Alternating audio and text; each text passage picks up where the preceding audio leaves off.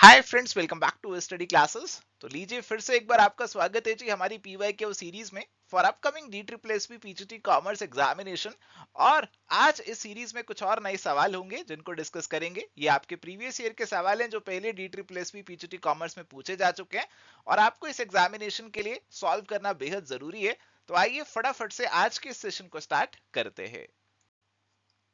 And प्यारे दोस्तों, अगर आपको ये नया सीरीज पसंद आ रहा है तो ये बात हम तक पहुंचाने का केवल एक ही तरीका है जी, वो है इस वीडियो को लाइक करके। तो फटाफट से इस वीडियो को लाइक कर दीजिए और हमें पता लग जाएगा कि अभी कितनी मेहनत अभी हमें और करनी है, कितना आप लोगों के लिए और काम करना है इस सीरीज के अंदर।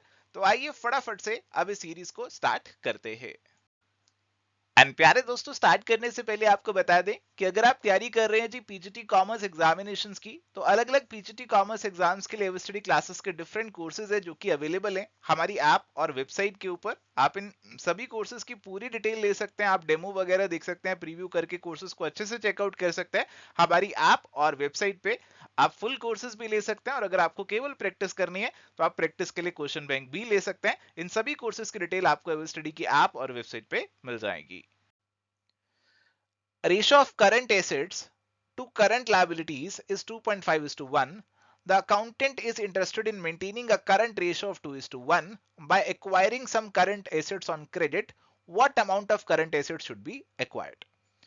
तो अभी हमारे पास 10 लाख के करंट एसेट्स हैं और 4 लाख की करंट लायबिलिटीज हैं। और अभी क्या है, जो अकाउंटेंट है वो चाहते हैं कि कुछ करंट एसेट्स मैं खरीद लूं, जैसे लेट सपोज एक्स रुपीस के करंट एसेट्स खरीद लूं क्रेडिट पे। तो करंट एसेट्स और करंट लायबिलिटीज दोनों एक्स से बढ़ जाएंगे और वो रेशो चाहता है कि 2:1 की आ जाए। तो आप इसे सॉल्व कर लीजिए तो आपके पता लग जाएगा भैया कितने आपको यहाँ पे करंट एसेट्स खरीदने चाहिए, और इससे एक्स की वैल्यू आपकी 2 लाख की निकल कर आ जाएगी कि 2 लाख के करंट एसेट्स खरीद लो क्रेडिट पे। उससे आपकी रेशो 2:1 की हो जाएगी और इसीलिए करेक्ट आंसर यहाँ पे आपका ऑप्शन नंबर 4 का बनेगा। Debenture holders are only dash of the company, customers, directors, creditors या फिर शेयर होल्डर। देखो, डिबेंचर होल्डर्स बेसिकली वो लोग हैं जिन्होंने आपको लोन दिया हुआ है, तो ये आपके क्रेडिटर्स हो जाएंगे कंपनी के। करेक्ट आंसर यहाँ पे आपका ऑप्शन नंबर 3 का बनेगा। लिक्विडिटी रेशो का फॉर्मूला पूछ रहे हैं जी, फटाफट से बताइए क्या फॉर्मूला है लिक्विडिटी रेशो का। लिक्विडिटी रेशो, इसके अंदर आपके न्यूमरेटर में लिक्विड एसेट्स आते हैं और डिनोमिनेटर में करंट लायबिलिटीज रहते हैं, और ये चीज आपको ऑप्शन नंबर 1 में देखने को मिल रही है। So that is going to be the correct answer. A and B are partners sharing profits in the ratio of 2:1. Find their sacrifice or gain due to change in profit sharing ratio if they decide to share profits equally. तो अभी A के पास 2/3 है, B के पास 1/3 है। अगर दोनों बराबर बराबर शेयर करते हैं तो अभी क्या हो जाएगा, A के पास 1/2 आ जाएगा और B के पास भी 1/2 आ जाएगा। तो A यहाँ पे सेक्रीफाइस करेगा, बेसिकली कितना सेक्रीफाइस करेगा अगर आपको ये निकालना हो तो 4 - 3 डिवाइडेड बाय 6, तो ये 1/6 सेक्रीफाइस करेगा और ये जो है 1/6 का गेन करेगा। तो A sacrifice 1/6 and B gain 1/6। Correct answer option 4 का बनेगा। Which of the following is the correct provision for interest on partner's loan in the absence of partnership deed? Interest rate paid at 6% per annum only if there is profit. Interest rate paid at 10% per annum even if there is a loss. Interest rate paid at 6% per annum even if there is a loss. Interest is not paid. तो partner के loan का जो interest रहता है in the absence of partnership deed, वो रहता है जी 6% per annum का, और ये दिया जाएगा इररिस्पेक्टिव ऑफ प्रॉफिट और लॉस। चाहे प्रॉफिट है चाहे लॉस है, ये इंटरेस्ट आपको दिया ही जाएगा। और इसीलिए हमारे पास जो आंसर बनेगा that is going to be option number 3, 6% even if there is a loss. Working capital is equal to, बताइए वर्किंग कैपिटल का कौन सा फॉर्मूला सही है यहां पर। Working capital is equal to current assets minus current liabilities. Very easy. Correct answer is going to be option number 2. When the goods are imported from one country and same are exported to another country, such trade is called as. देखो, हो क्या रहा है कि India जो है वो यहाँ पे सामान मंगा रहा है रशिया से और एज इट इज उसको एक्सपोर्ट कर रहा है श्रीलंका को। तो ये जो यहाँ पे ट्रांजेक्शन हो रहा है इसे बोला जाता है एंट्रे पोर्ट ट्रेड। ऑप्शन 3 का आंसर यहाँ पे बनेगा। तो एक्सपोर्ट इंपोर्ट दोनों चीजें आपको एक ही ट्रांजेक्शन में देखने को मिल रही है। एक ही सामान को एक कंट्री से इंपोर्ट किया और दूसरी कंट्री में एक्सपोर्ट कर दिया, that becomes entry port trade, और इसीलिए करेक्ट आंसर ऑप्शन 3 होगा। Who stated business is not mere money chasing but it also should aim at serving the community?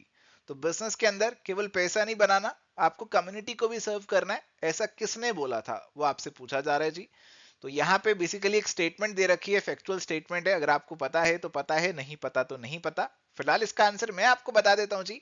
यहाँ पे इसका आंसर है हेनरी फोर्ड का। हेनरी फोर्ड ने ये वाली जो स्टेटमेंट है वो यहाँ पे हमें दी थी, तो ऑप्शन नंबर 1 आंसर यहाँ पे बनेगा।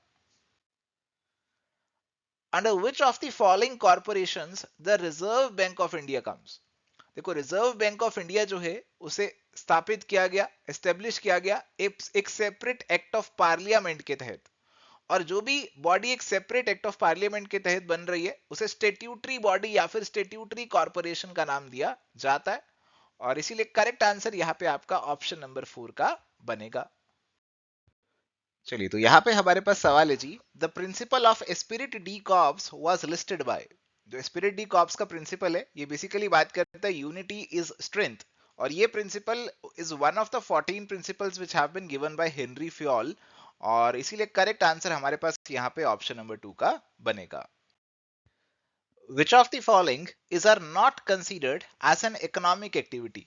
इनमें से किनको इकोनॉमिक एक्टिविटी के दायरे में कैटेगरी में नहीं लिया जाता? A doctor working in a government hospital. देखो, डॉक्टर गवर्नमेंट हॉस्पिटल में काम कर रहा है, तो गवर्नमेंट हॉस्पिटल तो शायद इकोनॉमिक एक्टिविटी नहीं होगा, बट जो डॉक्टर काम कर रहा है वो तो पैसे के लिए कर रहा है, तो ये डॉक्टर जो काम कर रहा है it should be N economic activity. Teacher working in a school, अब टीचर भी स्कूल में काम कर रहा है तो अपना लाइवलीहुड कमाने के लिए कर रहा है, तो it is also an economic activity. A farmer working in the field for his own consumption, एक फार्मर जो है फील्ड में काम कर रहा है ताकि वो कुछ सब्जियां उगाए और उसको वो खुद कंज्यूम कर सके, तो अपना पेट भरने के लिए काम कर रहा है, तो इकोनॉमिक एक्टिविटी में इसे भी डाला जा सकता है। अगला पॉइंट हमें दे रखा है domestic work by the housewife, तो आपकी जो मदर्स वगैरह होती हैं, हाउसवाइफ्स होती हैं, घर में काम कर रही होती हैं, बहुत सारा काम कर रही होती हैं, तो क्या उसे इकोनॉमिक एक्टिविटी में लेकर आया जा सकता है या नहीं लेकर आया जा सकता है? तो प्यारे दोस्तों, ये तो बिल्कुल भी इकोनॉमिक एक्टिविटी नहीं है, वो तो बिना किसी इंसेंटिव के काम कर रहे होते हैं, उनको उस काम के बदले कुछ भी मिलने वाला नहीं है, फिर भी वो काम कर रहे होते हैं, तो ये तो क्लियरली एक नॉन इकोनॉमिक एक्टिविटी है। तो फोर्थ वाला जो है वो तो हमारा नॉन इकोनॉमिक एक्टिविटी होगा, और ये चीज हमें केवल ऑप्शन नंबर 3 में ही देखने को मिल रही है, सो ऑप्शन नंबर 3 जो है यहाँ पे आंसर बनेगा। The central task of a manager is to get work done with the cooperation of people for the attainment of organizational objectives. Thus, it is the duty of every manager to study the behavior of people working under him and adopt the necessary techniques to inspire people to cooperate and contribute their best efforts toward organizational goals. This process is known as।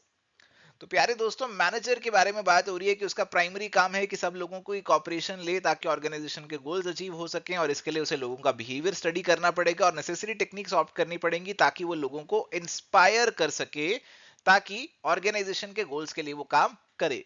तो लोगों को inspire करने की बात mainly यहाँ पे की जा रही है, लीडरशिप, कम्युनिकेशन, मोटिवेशन या फिर सुपरविजन। तो जो इंस्पायर हम करते हैं वो बेसिकली मोटिवेशन से जुड़ा हुआ है, मोटिवेशन ही इंस्पिरेशन बेसिकली आप जोड़ सकते हैं, और करेक्ट आंसर इसीलिए यहाँ पे ऑप्शन नंबर 3 का बनेगा। Choose the false statement about coordination. Coordination को लेकर यहाँ पे फॉल्स स्टेटमेंट कौन सी है वो आपको बतानी है। Coordination helps in resolving the conflict of personal goals and organisational goals. तो अगर कोऑर्डिनेशन रहेगा तो आप अपने पर्सनल और ऑर्गेनाइजेशनल गोल्स का जो झगड़ा है उसको रिजॉल्व कर सकते हैं। Coordination provides unity of action in the organisation, की सभी लोग मिलकर एक ऑब्जेक्टिव के लिए काम कर रहे हैं, अपने पर्सनल गोल्स को साइड में रखा है, ऑर्गेनाइजेशनल गोल्स के लिए काम कर रहे हैं। Coordination between various positions at the same level in the organisation is called vertical coordination. अब देखो, वर्टिकल होता है ऐसा, बट अगर आपकी पोजीशन सेम लेवल पे है तो फिर कोऑर्डिनेशन होगा ऐसा, और इसे बोला जाएगा हॉरिजॉन्टल। ये तो हॉरिजॉन्टल कोऑर्डिनेशन होगा। तो ये वाला जो है आपको थर्ड वाला स्टेटमेंट जो दिया है वो सही नहीं है, वो फॉल्स है। The need for coordination increases with an increase in the interdependence between organizational units. तो बिल्कुल coordination का जो need है वो बढ़ता जा रहा है क्योंकि आपके जो different units काम कर रहे हैं organization में, they are getting more and more interdependent. तो answer is going to be option number 3. Which of the following terms refers to the number of individuals a manager can effectively supervise? एक manager कितने लोगों को supervise कर सकता है effectively? This is what is being referred to as span of control. और इसीलिए correct answer यहां पे आपका ऑप्शन नंबर 3 का बनेगा. चलिए तो सवाल है, which one is right of an unpaid seller? Unpaid seller का इनमें से कौन सा राइट है, कौन सा हक है, ये आपसे पूछा जा रहा है जी. Right of lien, right of stoppage of goods और राइट ऑफ रीसेल. तो अगर आपको पैसे नहीं मिले तो उस केस में आप ये सभी राइट्स कहीं ना कहीं एक्सरसाइज कर सकते हैं. आप सामान के ऊपर लियन भी एक्सरसाइज कर सकते हैं, सामान ट्रांजिट में हो तो उसे रोक सकते हैं, अगर पेरिशेबल नेचर का है तो आप उसे रीसेल भी कर सकते हैं.